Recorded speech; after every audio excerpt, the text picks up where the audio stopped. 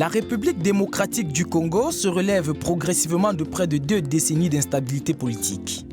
Même si des poches d'insécurité persistent à l'est du pays, les stigmates des soubresauts de la fin de la décennie 1990 ont complètement disparu de la capitale Kinshasa, mégalopole de plus de 12 millions d'habitants, adossée au fleuve Congo. Malgré les efforts consentis ces 10 dernières années, la République démocratique du Congo reste un pays fragile. Son plan de développement s'appuie encore largement sur ses partenaires bilatéraux et multilatéraux. Parmi ceux-ci figure la JICA, l'agence japonaise de coopération internationale, qui a justement fait du renforcement des ressources humaines l'un de ses axes prioritaires en Afrique entre 2016 et 2018, conformément aux prescriptions de la 6e conférence internationale de Tokyo sur le développement de l'Afrique. À Kinshasa, l'Institut de préparation professionnelle INPP est l'un des symboles de la coopération entre le Japon et la RDC. Avec ces nouveaux bâtiments construits grâce à la coopération japonaise, l'INPP réaffirme son ambition d'être une institution au service de la formation professionnelle à travers toute l'Afrique. Mais d'abord, il faut parvenir à résorber le chômage endémique en RDC qui touche par exemple 40% de la population active de Kinshasa. Afin d'assurer la qualité de la formation dispensée aux stagiaires, l'INPP s'appuie sur la coopération japonaise qui offre aux instructeurs des bourses de renforcement de capacité.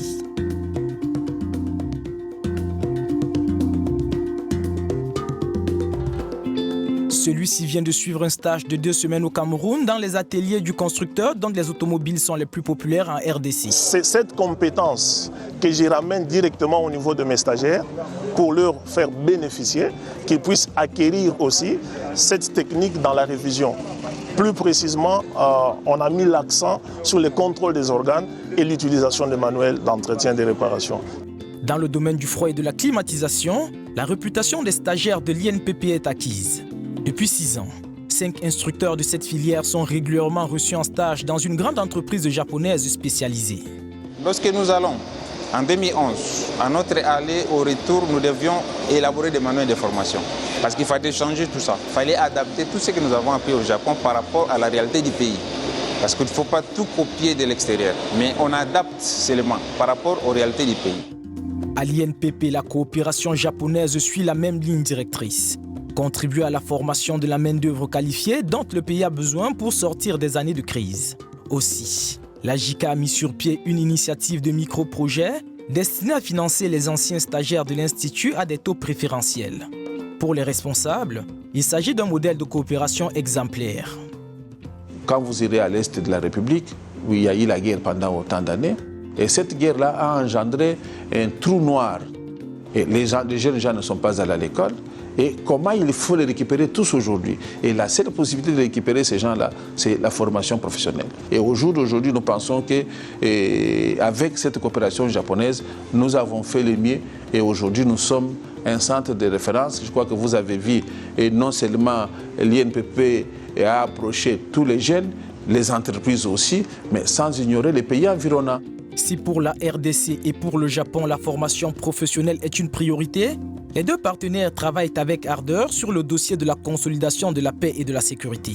En 2014, la coopération japonaise a lancé le projet de professionnalisation de la police en RDC pour la population et la paix. L'objectif de ce projet est de contribuer à la généralisation des bonnes pratiques policières à travers le pays, et ce, grâce à une formation de qualité.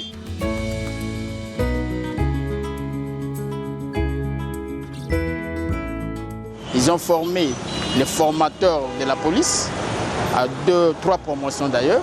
La première promotion, ils l'ont formé avec le concours de l'INPOL, Monesco, et les 2 autres formations avec le concours de l'INPP. Pour les agents et cadres, ils ont formé 2 promotions, des agents et cadres de la police de circulation routière que vous voyez sur le terrain. Donc ce que vous voyez en train de régler là-bas, ce sont les fruits même de la JICA. La coopération entre Kinshasa et Tokyo en matière de sécurité ne s'appuie pas sur le domaine de la sécurité routière par hasard. Elle vise à réduire les tracasseries sur les différents axes du pays. Bien sûr que le renforcement de la capacité et police routière même, mais en même temps, parallèlement, nous formons le formateur de DGF DGF, c'est la Direction Générale de l'École et la Formation. Là où il y a beaucoup de formateurs. Oui. Et parallèlement, nous formons ces formateurs pour dérouler et mieux former la police. Formation professionnelle pour contenir le chômage ou pour renforcer la stabilité, amélioration des services sociaux en favorisant l'accès aux soins médicaux. La coopération japonaise déploie la quasi-totalité de son catalogue en RDC et particulièrement à Kinshasa. En témoigne l'investissement de la JICA dans la réhabilitation et l'installation de dispositifs d'éclairage de l'ex-avenue des Poids Lourds au nord-est de la capitale. Un projet en 2 phases financé grâce à un don non remboursable du gouvernement japonais avec à la clé le transfert de compétences aux ingénieurs congolais. Ces projets nous donnent vraiment une expérience de base. Aujourd'hui, dans les différents chantiers, nous nous confrontons à des systèmes dont ce que vous avez appris à l'école, mais sur le terrain, il y a des choses qui sont un peu négligées. Mais par contre, ici, donc, nous travaillons de la façon dont il faut travailler.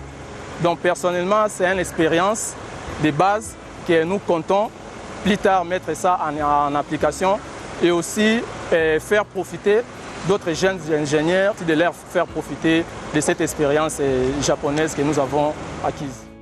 La fin des travaux d'éclairage de cette avenue est prévue pour la fin du mois de mai 2017. En attendant, le Japon est parvenu à faire avancer son influence à Kinshasa. L'ancienne avenue des Poids Lourds a été rebaptisée boulevard Congo-Japon par les populations elles-mêmes.